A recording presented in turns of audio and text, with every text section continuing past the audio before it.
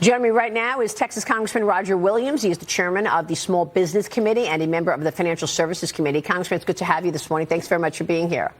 Thank you. Good to be here. What was your takeaway of that hearing? Well, I thought there was a lot of buck passing. Again, nobody taking responsibility. And I think at the end of the day, which I asked the question, why are my Texas banks going to have to pay for this mess from New York and California? I think it just shows at the end of the day that the taxpayers are going to pay for some real problems we saw with these two banks. And, you know, at the end of the day, that's passed on to consumers and just adds to inflation. And here we go again. Let me get your take on small business. You're on the Small Business Committee, and I'm here with Kevin O'Leary this morning. And earlier, Kevin, you made a comment that we don't need regional banks anymore. The time has come that we are no longer in need of these relationships. The larger banks can deal with this. Congressman, I want to get your take on that, because if we're not going to see regional banks, what does that mean for small business? Doesn't small business rely on the small and mid-sized banks? Absolutely. Well, Larry's a good man. I agree with him on a lot of things, but we can't do away with the community banks. I mean, that would put me out of business. I'm a car dealer. I employ hundreds of people.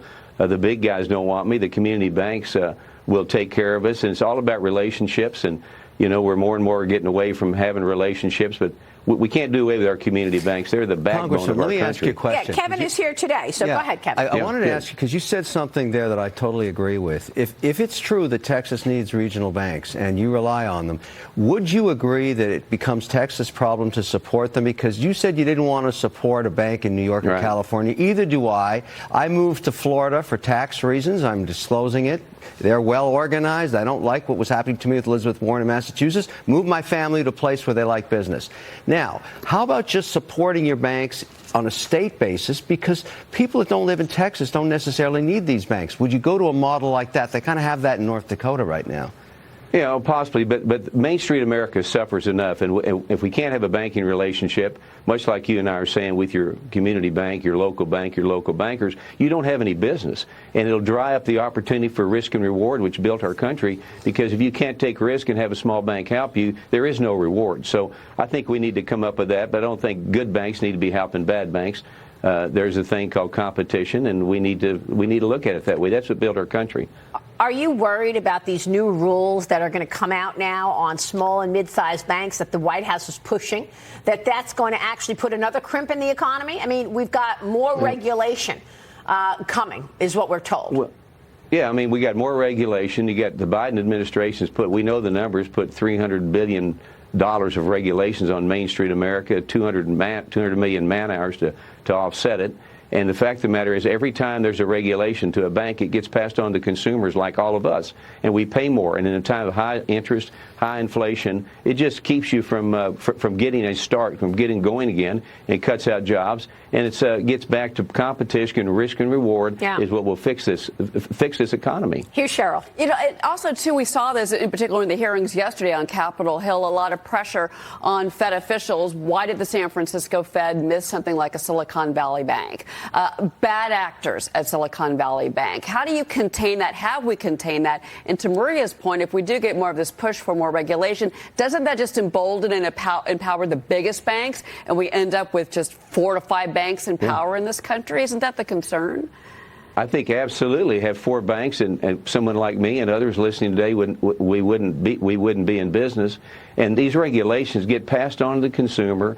Bigger banks are not going to understand the small companies' needs and so forth, lines of credit and that sort of thing, and it creates a situation where basically you have federalization of the banking system. Yeah. Well, what about Joe Biden's focus on climate change? That seems to be driving every decision. Senator Joe Manchin has an op-ed in the Journal this morning titled "Biden's Inflation Reduction Act Betrayal." He writes, instead of implementing the law as intended, his administration subverts it for ideological ends, Congressman.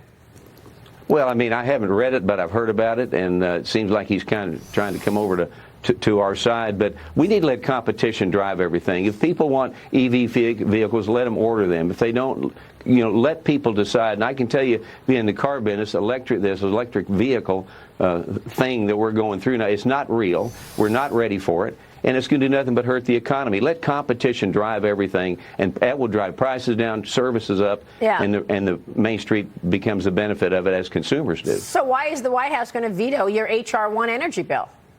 Well, because I think they're totally sold out to the green program. They're sold out to EV vehicles, and they're going to veto it, and it's going to really begin to hurt our economy again, because we're not going to have any way to get out of inflation. We're not going to have any way to lower interest rates. It's just going to get higher and higher and higher, and reduce competition. Yeah, well, and the production of all of those electric components is in China, once again. It's in China. Yeah. We need to look at. We need to make it to where people can build plants here. We need to be the supplier of, not the buyer of. Yeah. And we can do that. That's what makes America great, and the world wants it that way. Yeah, for sure. Well, America should want it that way. Congressman, thanks very much. We'll be watching your efforts. Roger Williams joining us this morning. Thank you, sir. We'll be right back.